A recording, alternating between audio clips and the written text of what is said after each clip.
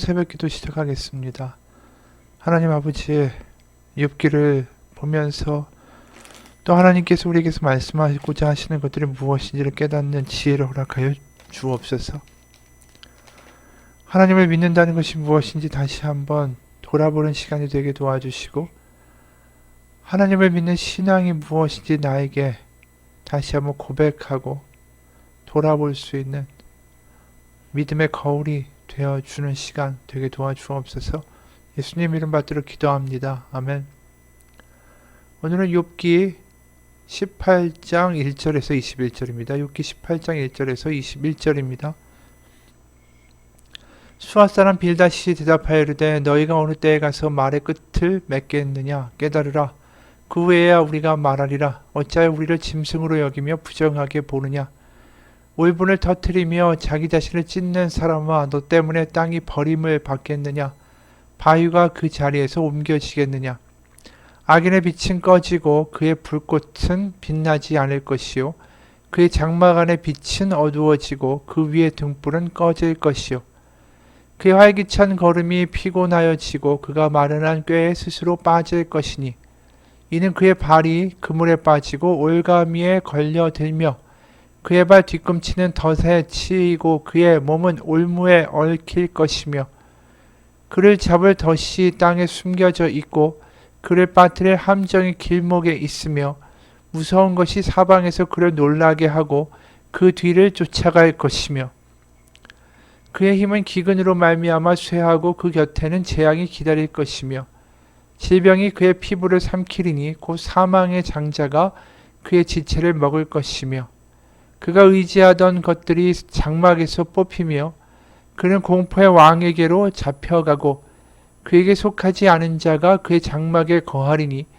유황이 그의 처소에 뿌려질 것이며 밑으로 그의 뿌리가 마르고 위로는 그의 가지가 시들 것이며 그를 기념함이 땅에서 사라지고 거리에서는 그의 이름이 전해지지 않을 것이며 그는 광명으로부터 흑암에 쫓겨 들어가며 세상에서 쫓겨날 것이며 그는 그의 백성 가운데 후손도 없고 후회도 없을 것이며 그가 거하는 곳에는 남은 자가 한 사람도 없을 것이라. 그의 운명에 서쪽에서 오는 자와 동쪽에서 오는 자가 깜짝 놀라리라. 참으로 불의한 자의 집이 이러하고 하나님을 알지 못하는 자의 처소도 이러하니라. 욥이 자신의 결백을 이야기하고 이해할 수 없는 하나님, 어떻게 보면 자신들이 생각하는 그 상자 바깥의 하나님을 이야기하고 설파하자마자 상대적으로 자신들이 비난받는 마음을 이 친구들이 경험하는 거죠. 그리고 그런 하나님을 자신들이 용납하고 받아들일 수가 없죠. 그러니까 계속해서 똑같은 이야기만 하는 겁니다. 욥은 너는 죄인이 되어야만 한다.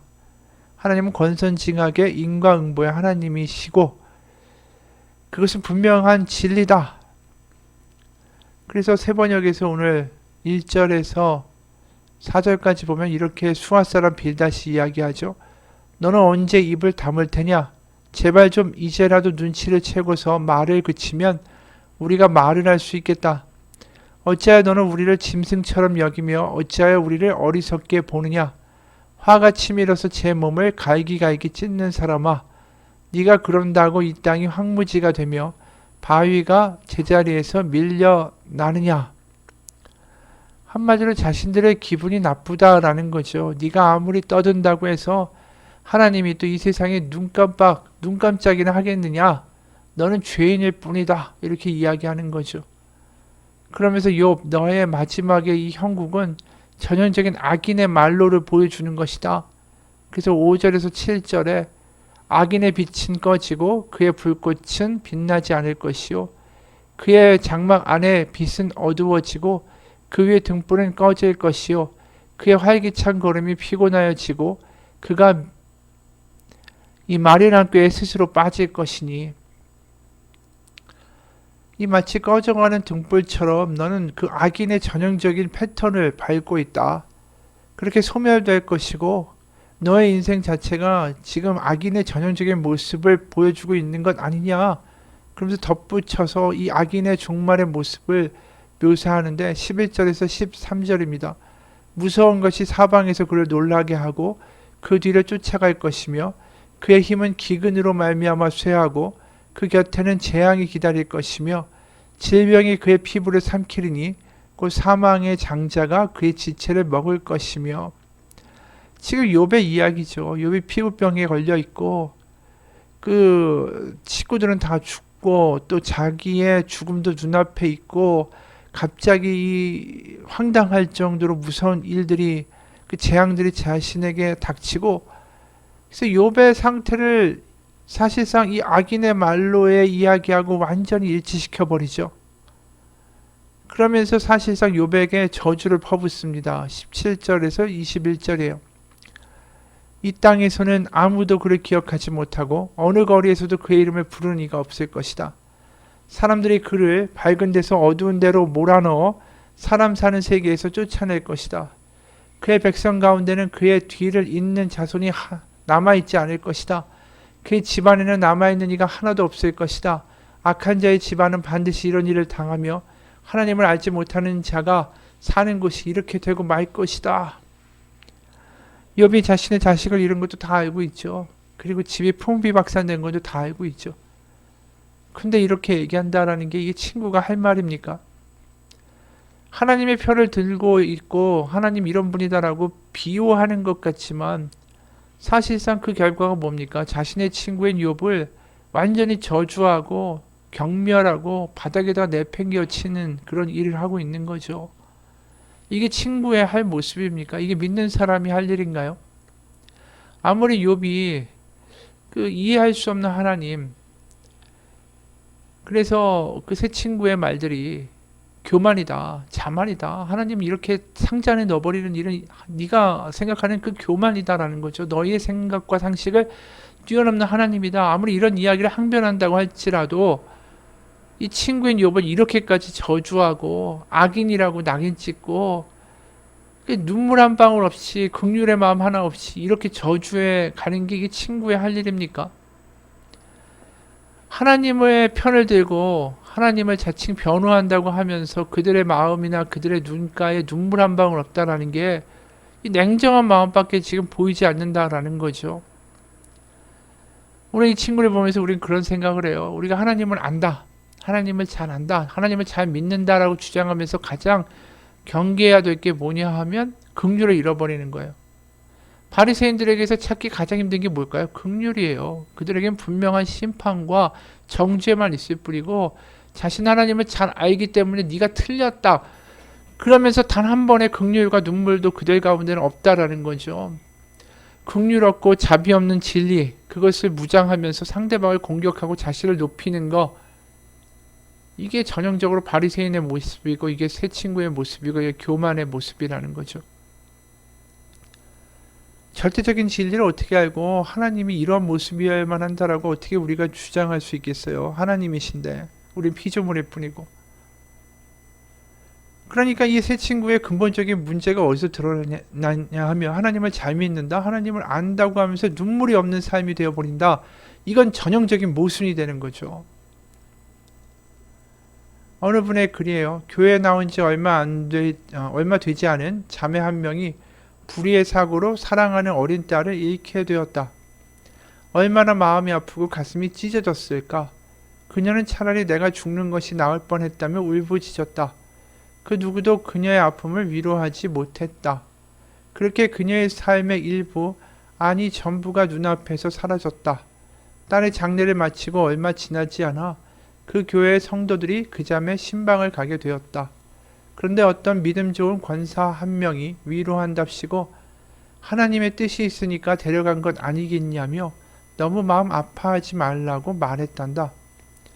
지금까지 망연자실했던 그 자매의 눈빛이 이 말에 날카로워지더니 하나님의 뜻이 뭐길래 내 딸을 데려갔냐고 하면서 그런 하나님은 당신들이나 믿으라고 하면서 신방팀을 모두 내쫓았다고 한다. 그 이후로 교회로의 발길을 끄는 것은 당연한 일이었다.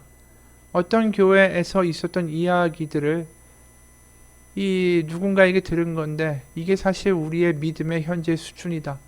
고난받는 자들을 더 힘들게 하는 건 그가 초기에 당한 고난 때문이 아니라 그 이후에 사람들의 반응과 대처 때문이다. 그놈의 지적질, 교훈질 때문에 고통이 더 가중되고 고난당하는 자의 영혼이 무참하게 파괴되는 것이다. 제발 고통받는 자 앞에서 지혜자가 되지 말라. 이 이야기가 전형적으로 지금 오늘 욥과 세 친구의 관계의 모습이 아닐까요? 우리가 눈물 없이 하나님을 변호하고 눈물 없이 하나님을 설파한다는 게 이 얼마나 모순되고 공허한 일인지 모릅니다. 왜냐하면 예수님이 이 땅에서 우리를 바라보시면서 복음을 전하시면서 가장 많이 그 보여주신 감정이 뭐냐면 불쌍히 여기사, 이 표현이에요. 여러 번 이야기했지만 스플랑크니조마이라는 헬라어는 내장, 간장, 창자, 폐, 심장으로 번역되는 그 단어에서 파생된 동사입니다. 그래서 이 가식을 떨면서 입으로만 불쌍해 이렇게 말하는 동정이 아니라 자신의 폐부 깊은 곳에서 솟구쳐 오르는 연민과 긍휼의 뜨거운 마음을 표현할 때 쓰는 단어예요. 마치 아버지나 어머니가 열이 나고 병든 자신의 아이를 보면서 발을 동동 구르면서 저 아이의 고통이 내 고통이 되었으면 좋겠는데 라는 그 마음의 표현이 바로 스플랑크 니조마이라는 표현이라는 것이죠. 예수님이 그 마음을 참 많이 느끼셨다라고 복음서에 나타나요. 마태복음 14장 14절 예수께서 나오사 큰 무리를 보시고 불쌍히 여기사 그 중에 있는 병자를 고쳐주시니라. 마태복음 9장 36절 무리를 보시고 불쌍히 여기시니 이는 그들이 목자 없는 양과 같이 고생하며 기진함이라. 마태복음 15장 32절 예수께서 제자들을 불러 이르시되 내가 무리를 불쌍히 여기노라 그들이 나와 함께 있은지 이미 사흘임에 먹을 것이 없도다. 길에서 기진할까 하여 굶겨 보내지 못하겠노라. 누가복음 7장 13절 주께서 과부를 보시고 불쌍히 여기사 울지 말라 하시고 그렇게 허물투성이고 못난 바로 그 이스라엘 백성들 우리를 보시고 예수님이 느끼신 감정은 불쌍히 여기사라는 것입니다. 예수님이 불쌍히 여겨주신 대상들이 죄가 없는 사람들이 아니에요. 다 연약하고 문제가 많은 사람들이죠. 근데 그들을 보면서 불쌍히 여기사 이렇게 느끼셨는데 오늘 세 친구들은 욥을 보면서 불쌍히 여기는 마음이 아니라 혐오나 저주를 퍼붓고 있다는 거죠. 복음은 결국 예수님의 눈물과 불쌍히 여기시는 마음을 통해서 전달되고 퍼져간 거죠. 하나님의 진리는 그렇게 퍼져가는 거예요. 진리는 복음은 우리의 눈물과 긍휼을 통해서 흘러가는 것이지 비교하고 정죄하고 저주하면서 내가 맞다 너는 하나님에게서 벌받은 것이다 이런 식으로 말하는 대로 감정 없이 마음 없이 심장 없이 그렇게 복음이 하나님이 전해지지 않는다라는 거죠. 바로 하나님은 우리의 그 눈물과 긍휼을 통해서 흘러가십니다. 그게 오늘 세 친구와 욥에 있어서의 궁극적인 그 문제의 본질이에요. 세 친구가 왜 문제가 있는지. 어느 목사님이 쓴 글을 봤습니다. 내일 촬영할 성경 강의 준비를 마치고 퇴근하는데 아현역 앞에서 할머니 한 분이 좌판을 깔아놓고 있었다. 손님은 아무도 없다. 마음이 짠해서 다가가 물었다. 할머니, 이렇게 추운데 바닥에 앉아 계시면 병나요. 내가 귤 전부 사드릴 테니까 귤만 팔고 그만 집에 들어가세요. 귤 한 바구니에 그래서 얼마예요? 8,000원이야. 아니 귤이 왜 이렇게 비싸요? 내가 웃으며 말했다. 할머니는 멋쩍은 듯이 얼버무린다. 오늘 단속반한테 다 뺏기고 이거 남은 거야. 나는 지갑에서 지폐 몇 장을 꺼내 할머니 손에 쥐어주며 다짐받듯 재차 말했다. 할머니 이제 그만 집에 가세요. 계속 여기 앉아있으면 병나요. 고마워요 고마워. 돈을 건네받고 할머니는 이렇게 연신 말했다. 이 모습을 보면서 누군가 이런 말 하죠. 돈을 주는 게 능사가 아니라 예수님을 전도해야 되는데 그저 돈만 주고 목사라는 사람이 그렇게 귤을 사주는 게 이게 옳으냐. 왜 복음을 전하지 않느냐. 돈이 중요한 것 아니지 않느냐. 근데 지금 이 할머니에게 그 추위에 벌벌 떨면서 그 귤을 팔고 있는 이 할머니에게 가장 중요한 건 뭘까요? 오늘 살아갈 돈이 필요한 거 아니겠어요? 먼저 그 할머니에 대한 긍휼의 마음도 하나도 없이 무슨 복음만 전한다고 이야기하고 설치는 거 그게 과연 하나님의 복음이 전해지는 걸까요? 하나님의 진리는 긍휼한 마음에서부터 같이 흘러가는 거예요. 하나님의 진리는 오늘도 마찬가지. 우리의 눈물과 우리의 기도와 우리의 수고와 우리의 긍휼과 우리의 사랑을 통해서 하나님의 진리와 하나님의 복음이 흘러간다는 거죠. 우리가 눈물을 잃어버리면, 긍휼을 잃어버리면 우리는 진리 안에 거하는 사람도 아니고 진리를 전할 수 있는 하나님의 도구도 되지 못합니다. 우리 새 친구를 바라보면서 우리가 하나님을 믿는다고 하면서 어느 순간 감정은 식어버리고 눈물을 잃어버린 긍휼 없는 기독교인이 되어가고 있는 것 아닌지 다시 한번 돌아보기 원합니다. 같이 기도하겠습니다. 하나님, 하나님을 믿는 것을 옳고 그름을 따지며 상대방을 비교하고 지적하는 것이 아니라 그들을 향한 눈물을 갖고 긍휼을 갖는 것입니다. 예수님이 우리를 비교하고 정죄하고 경멸하지 않고 우리를 불쌍히 여기신 것처럼 우리 주변에 있는 이들을 불쌍히 여길 수 있는 마음이 회복될 때에 바로 우리를 통하여 하나님의 복음이 이 땅 가운데 퍼져나갈 것이고 하나님의 나라가 겨자씨처럼 번져나가는 놀라운 역사가 있게 될 것입니다. 우리 마음 가운데 다시 한번 긍휼과 사랑을 회복하게 하시고 눈물이 있는 신자가 되게 하시고 눈물과 긍휼이 있는 그리스도인이 되게 하여 주옵소서. 살아계신 우리 주 예수 그리스도의 이름 받들어 기도합니다. 아멘.